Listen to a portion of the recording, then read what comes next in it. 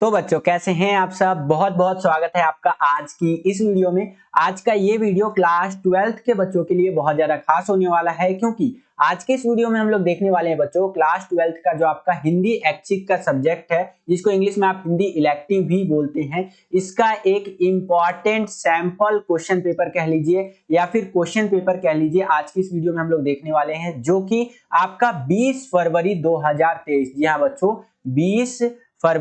20 फरवरी 2023 को जो आपका बोर्ड एग्जाम होने वाला है ना, उसके लिए बहुत ज्यादा इंपॉर्टेंट होने वाला है।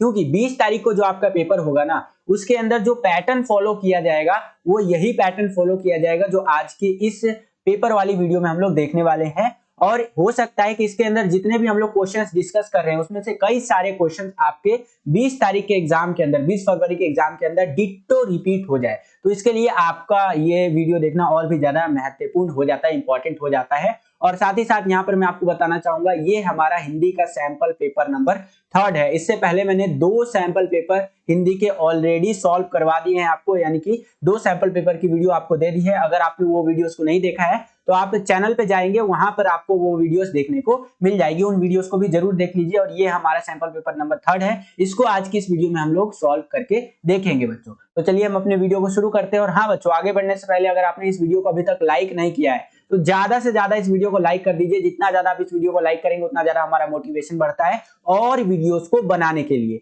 अगर आप 1 लाइक करते हैं तो इससे हमारा मोटिवेशन का लेवल लाखों करोड़ों अरबों खरबों गुना बढ़ जाता है। और वीडियोस को बनाने की हमें लगता है यार कि बच्चों को जरूरत है सैंपल पेपर्स की, तो हम आपके लिए और भी ज्यादा से ज्यादा सैंपल पेपर्स बनाते हैं। तो वीडियो को लाइक जरूर कीजिएगा। और चैनल पर अगर आप नए आ गए हैं और चैनल को सब्सक्राइब नहीं किया है तो सब्सक्राइब जरूर कर लीजिए। जैसे ही आप चैनल को सब्सक्राइब करेंगे, बगल में आपको बेल का घंटी या घंटा कुछ भी कह सकते हैं, उसका आइकन शो होगा, उसको प्रेस करके ऑल पे क्लिक कर दीजिएगा, जिससे कि जो भी हम नया वीडियो डाले उसका नोटिफिकेशन सबसे पहले आपके फोन पर आ जाया करे और आपकी जो तैयारी है वो और भी बेहतर से बेहतर तरीके से हो सके। चलिए हम अपने वीडियो को शुरू करते हैं।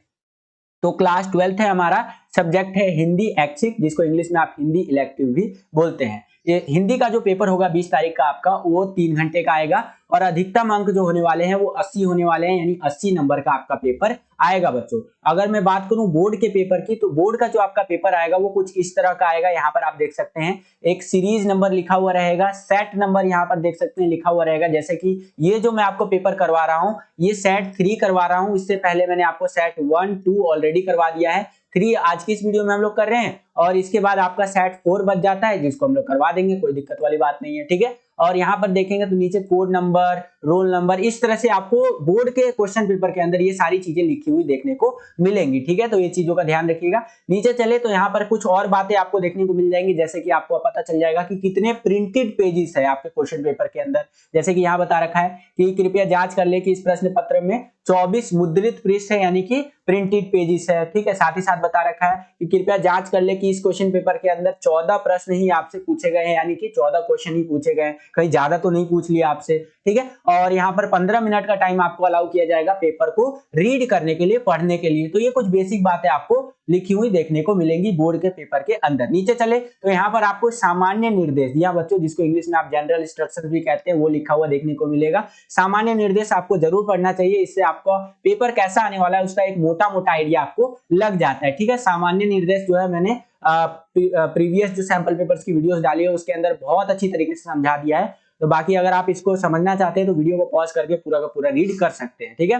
बेसिकली वही है कि 2 सेक्शन में आपका पेपर बटा हुआ रहेगा। टोटल 14 क्वेश्चन आपसे पूछे जाएंगे, एमसीक्यू वाले क्वेश्चन भी पूछे जाएंगे और लिख करके उत्तर देने वाले क्वेश्चन भी आपसे पूछे जाएंगे, ठीक है। तो ये कुछ बेसिक बातें रही जो आपका 20 फरवरी 2023 को पेपर होने वाला है हिंदी का, उससे संबंधित आपको पता होना चाहिए। चलिए हम अपने वीडियो को शुरू करते हैं और सेक्शन वाइज या कह लीजिए खंड वाइज देखते हैं कि किस प्रकार के क्वेश्चन हमसे पूछे गए हैं और कैसे हम उसका आंसर दे सकते हैं। तो चलिए वीडियो को शुरू। हम लोग आ गए हैं बच्चों खंड अ के अंदर, जिसको इंग्लिश में आप सेक्शन ए भी बोल सकते हैं। खंड अ के अंदर पहला क्वेश्चन देखिए यहाँ पर क्या बोल रहा है हमें कि निम्नलिखित गद्यांश को ध्यानपूर्वक पढ़कर सर्वाधिक उपयुक्त उत्तर वाले विकल्प का आपको चुन करके लिखना है। यानी कि आपको गद्यांश को, ये पैसेज को पढ़ना है और इस पैसेज को पढ़ने के बाद जो क्वेश्चंस आपसे पूछे जाते हैं उनमें क्वेश्चंस को पढ़ना है। उसके बाद 4 ऑप्शन यानी 4 विकल्प आपको देखने को मिलेगा। जो सबसे सही विकल्प, सबसे सही ऑप्शन लगता है उसको सिलेक्ट करके आपको लिखना है। और पहला क्वेश्चन आपका 10 नंबर का रहने वाला है। एक एक नंबर के 10 क्वेश्चन आपसे पूछे जाएंगे, ठीक है।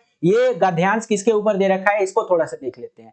गद्यांश दे रखा है आपका कि 13वीं सदी तक धर्म के क्षेत्र में बड़ी अस्त व्यस्तता आ गई। जनता में सिद्धों को और योगी जो योगी थे आदि द्वारा प्रचलित अंधविश्वास फैल रहे थे। ठीक है, जैसे कि शास्त्र ज्ञान संपन्न वर्ग में भी रूढ़ियों और आडंबरों की प्रधानता हो चली थी। तो इस तरह से करके आपका ये गद्यांश दे रखा है। वीडियो को पॉज करके पूरा का पूरा गद्यांश अगर आप पढ़ना चाहते हैं तो पढ़ सकते हैं। हम लोग डायरेक्ट क्वेश्चन आंसर्स की तरफ चलते हैं ताकि हम अपना टाइम बचा सके। ठीक है, क्योंकि टाइम हमारे पास लिमिटेड है। तो देखते हैं इस गद्यांश, इस पैसेज से रिलेटेड क्या क्वेश्चन हमसे पूछे गए हैं और कैसे हम उसका आंसर दे सकते हैं। ठीक है, देखिए पैसेज को पढ़ने के बाद आपको रियलाइज होगा कि कई बार आपको आंसर डायरेक्टली मिल जा रहा है पैसेज के अंदर ही, कई बार सिर्फ हिंट मिलता है, तो आपको उसके लिए भी तैयार रहना है बच्चों। ठीक है, नीचे चलते हैं अब यहाँ पर। तो पहला क्वेश्चन देखिए इस पैसेज से क्या पूछा गया है कि 13वीं सदी तक किस क्षेत्र में उथल पुथल मच चुकी थी। तो अगर हम लोग बात कर रहे हैं 13वीं सदी तक की,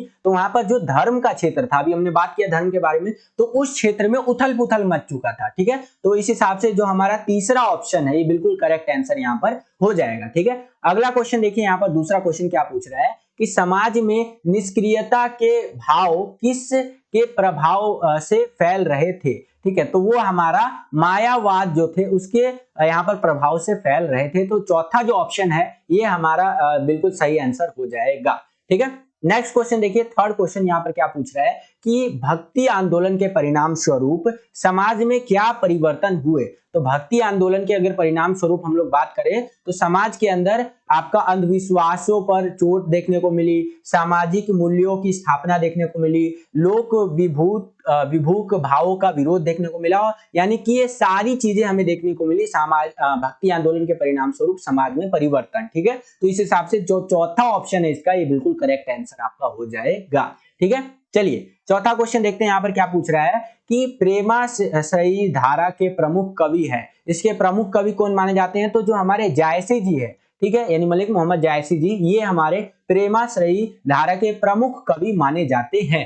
ठीक है, तो इस तरह से यहाँ पर थर्ड ऑप्शन हमारा बिल्कुल सही हो जाएगा। अगला क्वेश्चन देखिए, पांचवा क्वेश्चन क्या पूछ रहा है कि भक्ति काल को हिंदी काव्य का स्वर्ण या स्वर्ग कह लीजिए या स्वर्ण कह लीजिए युग कहने के पीछे कारण है। जो भक्ति काल था ना वो एक गोल्डन एज आपको कह सकते हैं हिंदी काव्य के लिए। तो ऐसा क्यों कहा जाता है, तो ऐसा इसलिए कहा जाता है क्योंकि बायाडंबर रूढ़ियों और अंधविश्वासों पर तीव्र कुठाराघात हो रहा था उस टाइम पे। ठीक है, तो फोर्थ वाला जो ऑप्शन है बिल्कुल करेक्ट आंसर हो जाएगा। ये सारे क्वेश्चंस आपके पैसेज के अंदर से ही पूछे गए हैं और उसी के अंदर से ढूंढ ढूंढ करके आपको आंसर देना है। अगर आंसर डायरेक्ट नहीं मिलता तो हिंट मिल जाएगा आपको। तो पहले जो 15 मिनट आपको पेपर को पढ़ने के लिए मिलता है ना, उसमें आपको पेपर को बिल्कुल डीप में पढ़ना है। इधर उधर अपने दोस्तों में ध्यान नहीं देना, पीछे से आपका दोस्त पेन मारो और बताना यार मेरे को तो कुछ चाहिए नहीं रहा है। ठीक है, तो आपको बोलना भाई पेपर के टाइम पे तेरा दोस्त नहीं हूँ, ठीक है, इस टाइम पे सिर्फ मैं हूँ और मुझे अपना पेपर पे ध्यान देना है। ठीक है, तो इस चीज को आपको खास ध्यान रखना है। चलिए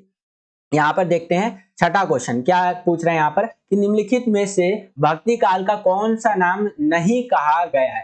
तो वो है आपका संस्कृति काल। ये जो है भक्ति काल का जो है सो कि नाम नहीं कहा गया है। ठीक है, तो चौथा वाला जो हमारा ऑप्शन है बिल्कुल करेक्ट आंसर हो जाएगा। अगला क्वेश्चन देखिए कि किसके अनुसार भक्ति आंदोलन भारतीय चिंताधारा का स्वाभाविक विकास है। तो वो है हमारे पंडित हजारी प्रसाद द्विवेदी जी के कारण जो है वो भक्ति आंदोलन भारतीय चिंताधारा का स्वाभाविक विकास हमें देखने को मिलता है। तो चौथा वाला जो हमारा विकल्प है बिल्कुल सही आंसर हो जाएगा। ठीक है, अगला क्वेश्चन देखिए, आठवां क्वेश्चन यहाँ क्या पूछ रहा है कि अलवार बंधु भारत के किस क्षेत्र से संबंध रखते थे। तो वो हमारे दक्षिण भारत से संबंध रखते थे जो अलवार बंधु होते थे। ठीक है, तो यहाँ पर दूसरा वाला ऑप्शन सही हो जाएगा। अगला क्वेश्चन देखिए, नौवां क्वेश्चन क्या पूछ रहा है कि कौन सी विशेषता भक्ति आंदोलन के प्रादुर्भाव का कारण बनी है। ठीक है, तो यहाँ पर अगर हम लोग बात कर रहे हैं विशेषताओं की जो भक्ति आंदोलन के प्रादुर्भाव का कारण बनी है, तो वो है हमारा नाथ सिद्धों की साधना, ठीक है, अवतार लीला की अवधारणा और साथ ही साथ जातिगत कठोरता। तो ये तीनों ही हो जाएगा। इस हिसाब से हमारा जो चौथा वाला ऑप्शन है उपयुक्त सभी, ये हमारा बिल्कुल करेक्ट आंसर हो जाएगा। ठीक है, तो 9वें का चौथा आंसर हमारा हो जाएगा। 10वां क्वेश्चन देखिए क्या पूछ रहा है यहाँ पर हमसे कि निम्नलिखित में से कौन सी धारा भक्ति आंदोलन से संबंधित या संबंध नहीं रखती है।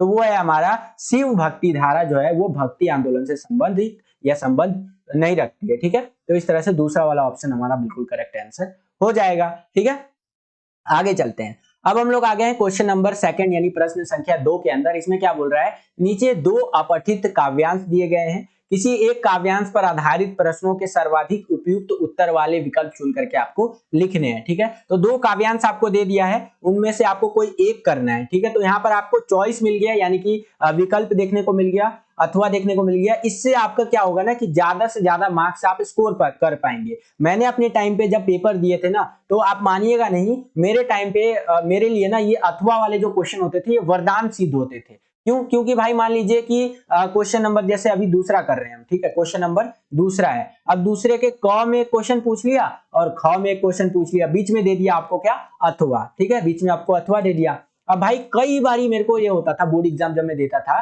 तो मेरे को क वाला ऑप्शन कहीं नहीं आता था, कहीं ख वाला नहीं आता था। ठीक है, तो ये हो जाता था। तो मान लीजिए अगर मेरे को ख वाला क्वेश्चन नहीं आ रहा है तो क वाला क्वेश्चन आ जाएगा, क वाला नहीं आ रहा है तो ख वाला आ जाएगा। यानी कहने का मतलब ये है कि आपको जो दो क्वेश्चन में से एक करने के लिए बोलता है ना, उसमें आपके लिए बहुत बड़ा प्लस पॉइंट होता है। तो जितने ज्यादा अथवा वाले चॉइस वाले क्वेश्चन आपको देखने को मिलेंगे, उतने ज्यादा आपके मार्क्स इंक्रीज होने के चांसेस बढ़ जाते हैं।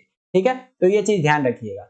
तो चलिए देखते हैं, इस दोनों दूसरे क्वेश्चन में बोल रहा है दो काव्यांश में से कोई एक काव्यांश करना है। ठीक है, और 8 नंबर का हमारा काव्यांश रहने वाला है। एक एक नंबर के 8 क्वेश्चन हमसे पूछे जाएंगे। तो काव्यांश नंबर जो हमारा 1 है, यहाँ पर देखेंगे तो इसमें देखिए क्या बता रखा है, थोड़ा सा इसको समझने का प्रयास करते हैं।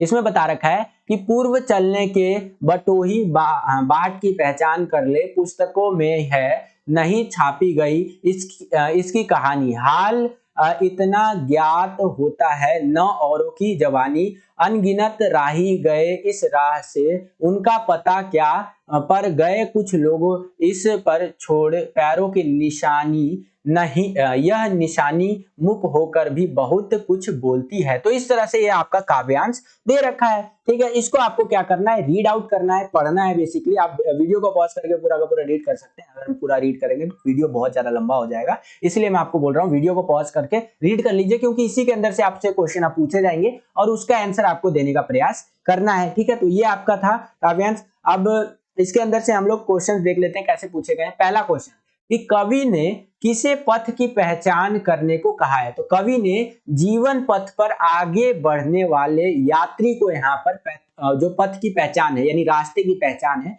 उसको करने के लिए कहा है। तो हमारा पहला वाला ऑप्शन बिल्कुल करेक्ट आंसर हो जाएगा। इसके आगे चले, दूसरा क्वेश्चन देखिए, इस पथ की निशानियां कैसी है। ये जो पथ है यानी कि ये जो हमारा रास्ता है कवि के अकॉर्डिंग, इसकी जो निशानियां है यानी जो सिंबल्स है वो कैसी हैं, तो वो हमारा मौन है। ठीक है, कैसी है, मौन है बच्चों। ठीक है, तो दूसरा वाला ऑप्शन हमारा बिल्कुल करेक्ट आंसर हो जाएगा। अगला क्वेश्चन देखिए, तीसरा क्वेश्चन क्या पूछ रहा है कि इस राह पर चलते हुए यात्रा को सरल बनाने का तरीका क्या है। तो ये जो राह है, ये जो रास्ता है, इस पर यात्रा अगर आप लोग कर रहे हैं तो यात्रा को सरल कैसे बना सकते हैं, तो स्वयं की समझ से सोच विचार कर कदम बढ़ाना। अगर आप खुद का दिमाग लगाते हैं और सोच विचार करके कदम बढ़ाते हैं तो आप रास्ते को सरल बना सकते हैं। ये चीज आपके लाइफ में भी अप्लाई होता है, जिंदगी में भी आप अप्लाई कर सकते हैं। रियल लाइफ में आप देखते होंगे कि कई लोग क्या होते हैं ना, 50 लोगों की बात सुनते हैं और कंफ्यूज हो जाते हैं, और कई लोग क्या होते हैं ना, 50 लोगों की बात तो सुनते हैं लेकिन करते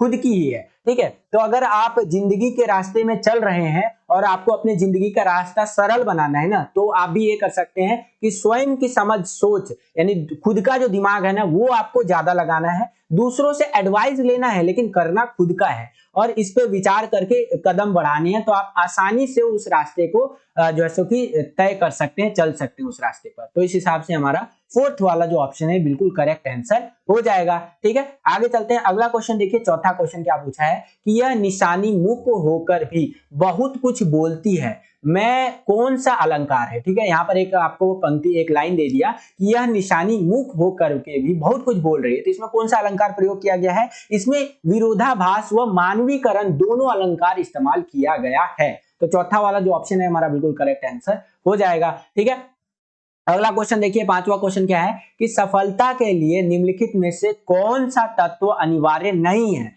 यानी कि सफलता अगर आपको पाना है ना तो इनमें से कौन सी चीज जरूरी आपके लिए नहीं है, तो वो है आपका सौंदर्य। ठीक है, प्रयत्न करना जरूरी है। अगर आपको सक्सेस पाना है तो आपको हमेशा ट्राई करते रहना पड़ता है, परिश्रम करना जरूरी है, सत्य बोलना जरूरी है, लेकिन सौंदर्य जो होता है ये जरूरी नहीं है। तो इस हिसाब से आपका थर्ड वाला ऑप्शन यहाँ पर बिल्कुल करेक्ट आंसर हो जाएगा। ठीक है, अगला क्वेश्चन देखते हैं बच्चों। यहाँ पर छठा क्वेश्चन क्या पूछ रहा है कि कवि ने किस बात के लिए मना किया है। तो जो कवि है, जो यहाँ पर पोएट है, उसने किस बात के लिए मना किया है। तो उसने मना किया है सोच विचार में अत्यधिक समय व्यर्थ करने से, यानी कि ज्यादा सोचिए उचिए मत। अगर आपको कुछ लगता है ना कि ये चीज मैं कर सकता हूं तो भाई कर दे यार, कोई दिक्कत वाली बात यहाँ पर नहीं है। ठीक है, तो कवि ने इसी चीज के लिए मना किया है कि ज्यादा सोचते विचारते ज्यादा टाइम बर्बाद मत करो, क्योंकि टाइम आपके पास लिमिटेड है। ठीक है, यानी कि अगर मैं इंडिया की बात करूं तो इंडिया में एक बंदा एवरेज माना जाए तो 60 से 70 साल तक जीता है। तो अगर वो सोच विचार करने में ही 10 साल लगा देगा तो वो आगे अपने जिंदगी में करेगा क्या, क्योंकि 70 साल तक तो उसकी लाइफ, ये एवरेज बता रहा हूं। ठीक है, तो इसीलिए कवि ने कहा है कि सोच विचार करने में ज्यादा समय व्यर्थ मत करो, जो करना है और जो आपको लगता है आपने ठान लिया कि ये चीज मैं कर सकता हूं तो उसको कर दो भैया, कोई दिक्कत वाली बात यहाँ पर नहीं है। ठीक है, चलिए अगला क्वेश्चन देखते हैं। यहाँ पर 7वां क्वेश्चन क्या पूछ रहा है हमसे कि बटोही का अर्थ क्या है। बटोही जो होता है उसका अर्थ क्या होता है। तो उसका अर्थ होता है यात्री, जिसको आप ट्रेवलर भी बोल सकते हैं। ठीक है, तो बटोही का अर्थ होता है हमारा यात्री। नेक्स्ट क्वेश्चन देखिए, यहाँ पर 8वां क्वेश्चन क्या पूछ रहा है कि पर गए कुछ लोग इस पर छोड़ पैरों के निशानी से क्या भाव व्यंजित होता है। तो इससे भाव जो व्यंजित होता है वो होता है हमारा कि कुछ लोगों ने स्मरणीय व अनुकरणीय कर्म किए हैं। ठीक है, यानी यादगार और काम के लायक काम उन्होंने किया है। ठीक है, तो इस तरह से तीसरा वाला ऑप्शन हमारा बिल्कुल करेक्ट आंसर हो जाएगा। ठीक है, इसके आगे चले तो यहाँ पर आपको एक अथवा एक चॉइस देखने को मिलेगा बेसिकली, यानी कि अगर आपको ऊपर वाला क्वेश्चन नहीं आता तो नीचे वाला आप क्वेश्चन अटेंड कर सकते हैं। तो इसके अथवा इसके चॉइस में काव्यांश नंबर 2 हमारा यहाँ पर दे रखा है, इसको आप देख सकते हैं। इसके अंदर देखिए काव्यांश नंबर 2 के अंदर भी चीजें आपको देखने को मिलेंगी कि अब मैं सूरज को नहीं डूबने दूंगा, देखो मैंने कंधे चौड़े कर लिए, मुट्ठियां मजबूत कर ली और ढलान पर एड़ियां जमाकर खड़ा होना मैंने सीख लिया, घबराओ मत मैं क्षितिज पर जा रहा हूं। ठीक है, तो इस तरह की बातें इस काव्यांश के अंदर की गई है, यानी मोटिवेशन से रिलेटेड और सूरज को, सन को जोड़ करके बातें इस काव्यांश के अंदर की गई है। बाकी आप पूरा का पूरा यहाँ पर डिटेल में रीड कर सकते हैं इस काव्यांश को। ठीक है, इससे रिलेटेड जो क्वेश्चंस पूछे गए हैं उनको, प्रश्न को हल करने का प्रयास हम लोग करते हैं। ठीक है, उन प्रश्नों का पहला क्वेश्चन देखिए यहाँ पर क्या पूछा गया है कि इन पंक्तियों में कवि का निश्चय प्रकट होता है कि वह क्या है, वह अपने लक्ष्यों को पाकर रहेगा। उसने मन बना लिया कि भैया कुछ भी हो जाए, मैं तो अपने एम को, अपने लक्ष्य को पाकर रहूंगा, चाहे दुनिया इधर से उधर हो जाए। ठीक है, तो यहाँ पर जो ख वाला हमारा विकल्प है बिल्कुल करेक्ट आंसर, या कह लीजिए सही उत्तर हो जाएगा यहाँ पर। ठीक है, नेक्स्ट क्वेश्चन देखिए, दूसरा क्वेश्चन यहाँ पर क्या है कि कवि का तैयार होना दर्शाता है कि वह क्या हो रहा है। कवि जो तैयार हो रहा है, ऐसा नहीं कि कपड़ा उपड़ा पहन कर तैयार हो रहा है। कवि जो तैयार हो रहा है वो शारीरिक और मानसिक रूप से तैयार हो रहा है, मेंटली और फिजिकली तैयार हो रहा है, ताकि वो जो सोचा है वो कर पाए वो बंदा। ठीक है, तो इस तरह से क वाला विकल्प हमारा सही हो जाएगा। अगला यहाँ पर तीसरा क्वेश्चन देखिए क्या है कि घबराओ मत मैं क्षितिज पर जा रहा हूं, पंक्ति का भाव क्या है। यानी कि घबराओ मत मैं क्षितिज पर जा रहा हूं, इससे ये पंक्ति क्या कहना चाह रहा है। तो ये कहना चाह रहा है कि प्राप्य को पाने के लिए सावधान हो रहा है वो। ठीक है, तो इस तरह से घ वाला विकल्प हमारा सही हो जाएगा। आगे चलते हैं, चौथा क्वेश्चन देखिए यहाँ पर क्या पूछ रहा है कि सूरज द्वारा लोगों के जीवन में सुख समृद्धि एवं प्रकाश का आगमन होता है, यह कथन दर्शाता है कि सूरज क्या है। तो सूरज एक प्रतीकात्मक चीज है। ठीक है, तो ये हमें यहाँ पर ये चीजें दर्शाई जा रही है। ठीक है, तो ख वाला विकल्प हमारा बिल्कुल करेक्ट आंसर हो जाएगा। पांचवा क्वेश्चन देखिए क्या पूछ रहे हैं हमसे कि सूरज जाएगा भी तो कहां, उसे यहीं रहना होगा, कथन दर्शाता है स्थायित्व को। ठीक है, यानी कि यहाँ पर कहा जा रहा है कि जो सूरज होता है, सूरज बोले तो सन, हमारे सूरज, सूरज चचा जी। ठीक है, जो वो कहाँ जाएगा, आज डूबा है तो कल वापस से यहाँ पर सूरज उगेगा। ठीक है, तो ये लाइनें यहाँ पर क्या दर्शा रही है कि सूरज जाएगा भी तो कहां, उसे रहना तो यही है। कथन क्या दर्शा रहा है, स्थायित्व को दर्शा रहा है कि इस वो एक तरह से फिक्स है भाई। ठीक है, वो यहीं रहने वाला है सूरज हमारा। तो यहाँ पर पांचवे का ख वाला विकल्प हमारा बिल्कुल सही आंसर हो जाएगा। ठीक है, अगला क्वेश्चन देखिए, छठा क्वेश्चन यहाँ पर क्या पूछ रहा है कि कविता का संदेश क्या है। ये जो कविता आपका है यहाँ पर, उसका मैसेज क्या देना चाह रहा है ये कविता। ठीक है, तो ये मैसेज देना चाह रहा है उद्देश्य प्राप्ति के लिए दृढ़ संकल्पित रहना चाहिए। यानी कि जब तक आप अपने उद्देश्य को, अपने एम को प्राप्त नहीं कर लेते, तब तक आप दृढ़ संकल्पित रहो कि भाई मैं ये चीज करके रहूंगा, चाहे दुनिया इधर से उधर हो जाए, मेरे दोस्त आ जाए, रिश्तेदार आ जाए, कोई भी आ जाए, मैं ये काम करके रहूंगा जिससे मेरा और मेरे परिवार का और मेरे गांव, मेरे देश का नाम रोशन होगा। ठीक है, तो इस हिसाब से ग वाला विकल्प हमारा बिल्कुल सही उत्तर हो जाएगा। अगला क्वेश्चन देखिए, 7वां क्वेश्चन, इसमें बोल रहा है इस कथन को पढ़िए और यहाँ पर जो सही उत्तर है उसका सिलेक्ट करना है आपको। तो यहाँ पर कथन यानी कि अर्सेशन जिसको आप कह सकते हैं, वो क्या कह रहा है, तुम जो साहस की मूर्ति हो, तुम जो धरती का सुख हो। और यहाँ कारण यानी रीजन कह रहा है कि कवि स्वयं को साहस की मूर्ति मानता है जो धरती के जीवों के लिए सुखद परिस्थितियां उत्पन्न कर सकता है। ठीक है, तो इस हिसाब से इसका घ वाला विकल्प सही हो जाएगा। कथन ए सही है, लेकिन कारण आर जो है उसकी सही व्याख्या नहीं करता है। ठीक है, तो इस हिसाब से आप लिख सकते हैं। 8वां क्वेश्चन देखिए, यहाँ पर क्या है कि कवि के संबंध में इनमें से सही है कि वह क्या है, वह अदम्य साहस का धनी है। इसीलिए कवि के संबंध में इस चीज को आप सही लिख सकते हैं। ठीक है, तो घ वाला विकल्प हमारा सही आंसर हो जाएगा। इसके आगे अब हम लोग आगे हैं तीसरे प्रश्न के अंदर, तीसरे क्वेश्चन के अंदर। यहाँ निम्नलिखित प्रश्नों को उत्तर देने के लिए उपयुक्त विकल्प का आपको चयन करना है। सही आपको ऑप्शन चूज करके, सही विकल्प चूज करके लिखना है। ठीक है, और 5 नंबर का ये क्वेश्चन रहेगा, तीसरा क्वेश्चन।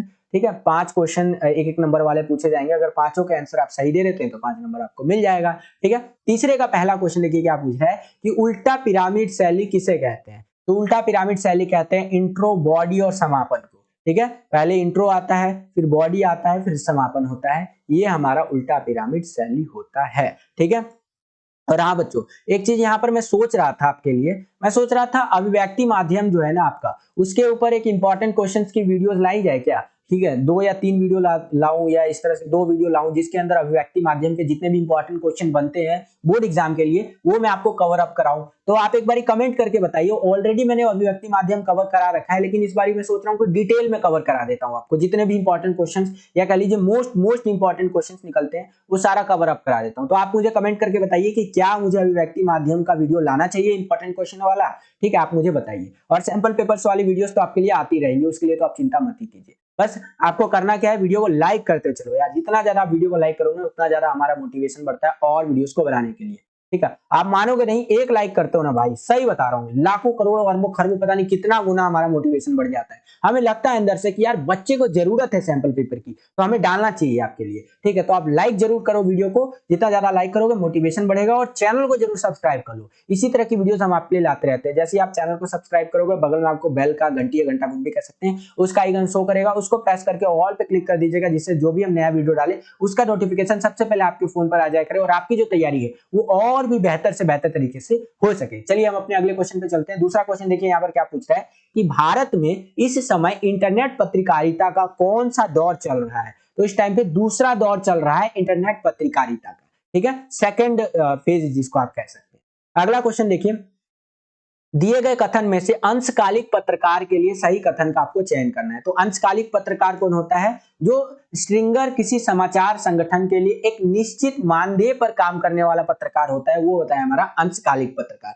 देखिए पत्रकार 3 प्रकार के होते हैं, अंशकालिक, पूर्णकालिक और एक होता है फ्रीलांसर। ठीक है, इन तीनों प्रकारों के जो पत्रकार होते हैं इनके बारे में मैंने जो सैंपल पेपर नंबर 2 बनाया था उसके अंदर बहुत अच्छी तरीके से एक्सप्लेन कर दिया। इसके ऊपर एक क्वेश्चन भी बनता है कि पत्रकारों के प्रकार बताइए, तो आप उस वीडियो को जरूर देखिएगा, आपको चैनल पर वो वीडियो देखने को मिल जाएगा, खोज खाज के देख लीजिएगा, आपको बहुत ज्यादा मदद करेगा वो वीडियो। ठीक है, चलिए अगला क्वेश्चन देखते हैं। चौथा क्वेश्चन यहाँ पर क्या पूछा गया है कि ड्राई एंकर वह होता है जो चित्रों के बिना खबरों के बारे में दर्शकों को सीधे सीधे बताता है, वो ड्राई एंकर कहलाता है। फॉर एग्जाम्पल आप टीवी पर क्या करते हैं, एक न्यूज देखते हैं, तो टीवी पे जो न्यूज आ रही है उस पर कोई चित्र नहीं आ रहा है। ठीक है, और वहां पर ड्राई एंकर आ रहा है और वो चित्रों के बिना खबरों के बारे में दर्शकों को बता रहा है कि आज ये हो गया, आज अडानी के ये हो गया, फलाना हो गया, ढिकना हो गया, मतलब 50 चीजें वो बता रहा है। ठीक है, तो वो कौन है, हमारा ड्राई एंकर, जो बिना इमेजेस के ही आपको खबरें डिलीवर करता है। तो इस हिसाब से हमारा जो घ वाला विकल्प है ये बिल्कुल सही आंसर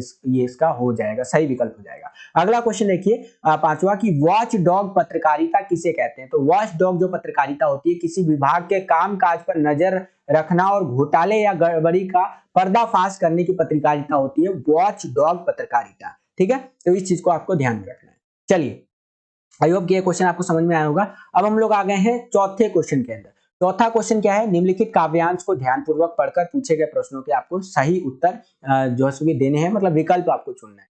चौथा क्वेश्चन जो है आपका 6 नंबर का रहेगा। एक एक नंबर के 6 क्वेश्चन आपसे पूछे जाएंगे और अगर आपने 6 क्वेश्चन के सही आंसर दे दिया तो 6 नंबर आपको मिल जाएगा। ठीक है, चलिए देखते हैं। अब ये जो काव्यांश है यहाँ पर आप देखेंगे तो ये कुछ इस तरह से दिया गया है कि सर्दियों की ठंडी बूझी राख सुगबुगा उठी मिट्टी सोने का ताज पहन जो है सो कि हिट लाती है, ठीक है। और दो राहें समय के रथ का घंगर नाद सुनो सिंहासन खाली करो की जनता आती है। तो इस तरह से आपका ये काव्यांश दे रखा है। वीडियो को पॉज करके आप पूरा का पूरा रीड कर सकते हैं। इसके बेसिस पे जो क्वेश्चन हमसे पूछे गए हैं उसको सॉल्व करने का, हल करने का प्रयास हम लोग करते हैं बच्चों, ठीक है। तो इसी के बेसिस पे पहला क्वेश्चन देखिए यहाँ पर क्या पूछ रहा है कि कवि ने किससे सिंहासन खाली करने को कहा है। तो कवि ने अंग्रेजों से सिंहासन को खाली करने के लिए कहा है कि अंग्रेज लोगों को बोला चल निकल ले भैया, तेरा टाइम हो गया, अब निकल ले भैया इधर से, ठीक है। तो दूसरा वाला ऑप्शन हमारा बिल्कुल करेक्ट उत्तर हो जाएगा या आंसर हो जाएगा।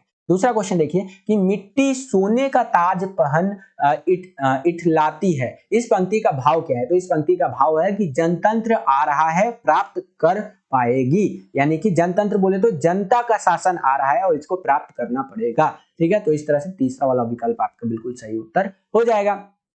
आगे चलते हैं। तीसरा क्वेश्चन देखिए कि गुलामी की अवस्था में जनता की दशा कैसी रहती है। तो गुलामी की अवस्था में अगर हम लोग जनता की बात करें, जैसे हम लोग अंग्रेजों के गुलाम थे, कब तक गुलाम थे, 200 सालों तक अंग्रेजों ने हम पे राज किया और 1947 में हमारे देश को आजाद किया। तो जब गुलाम होता है ना एक देश, तो वहां की जनता की दशा कैसी होती है। तो वहां की जनता की दशा जुल्म सहती है, अपनी बात नहीं कह पाती, शोषण का शिकार होता है जनता का, ठीक है। और यहाँ पर इस हिसाब से उपयुक्त सभी यानी कि सारे ही हमारे विकल्प जो दे रखे हैं ये सही है। तो चौथा वाला विकल्प हमारा करेक्ट आंसर हो जाएगा, ठीक है। आगे चलते हैं। अगला क्वेश्चन देखिए यहाँ पर चौथा क्वेश्चन कि जो है सो कि धर धर नाद का पर्यायवाची छांटो। तो यहाँ पर पर्यायवाची आएगा कर्कश ध्वनि, ठीक है। पहला वाला जो विकल्प है बिल्कुल करेक्ट आंसर हो जाएगा। अगला क्वेश्चन देखिए पांचवा क्वेश्चन कि कवि के अनुसार जब जनता क्रोध में आ जाती है तो क्या होता है। तो कवि के अनुसार जब जनता क्रोध में आ जाती है ना तो सत्ता पलट जाती है और धरती हिल जाती है, तूफान आ जाता है। जब जनता गुस्से में आ जाती है ना भाई तो एकदम सत्ता उत्ता पलट जाता है भाई और धरती हिल जाता है, तूफान आ जाता है धड़ल्ले से, क्योंकि जनता राजा है आज के टाइम पे, ध्यान रखिएगा, ऑडियंस इज किंग, इस टाइप का समझ सकते हैं। चलिए अगला क्वेश्चन देखते हैं कि भ्रिकृति का अर्थ है, इसका अर्थ होता है भोहे, ठीक है। इसका अर्थ क्या होता है, भोहे, ठीक है। नेक्स्ट क्वेश्चन देखिए सातवां क्वेश्चन यहाँ पर क्या है कि मानो जनता हो फूल जिसे एहसास नहीं में कौन सा अलंकार है। तो इसमें उत्प्रेक्षा अलंकार का प्रयोग किया गया है। मानो जनता हो फूल जिसे एहसास नहीं है, ठीक है। कौन सा अलंकार है, उत्प्रेक्षा अलंकार, ठीक है। अगला क्वेश्चन देखिए आठवां क्वेश्चन क्या है हमारा कि लेकिन होता जो है कि भूडोल बवंडर उठते हैं, जनता जब कोपाकुल हो जो है कि भ्रिकृति चढ़ाती है में कौन सा काव्य गुण व रस है। तो इसमें ओज व जो है कि रौंद, इस तरह से रस का इस्तेमाल किया गया है, ठीक है। तो चौथा वाला विकल्प हमारा सही हो जाएगा, ठीक है। पांचवें प्रश्न में आ गए हैं। पांचवें क्वेश्चन के अंदर इसमें आपको गद्यांश को पढ़ना है और सही विकल्प का चयन करना है, ठीक है। 6 नंबर का रहेगा पांचवा क्वेश्चन। एक एक नंबर के 6 क्वेश्चन आपसे पूछे जाएंगे और 6 क्वेश्चन के आंसर आपने सही दे दिया तो 6 नंबर मिल जाएगा, ठीक है।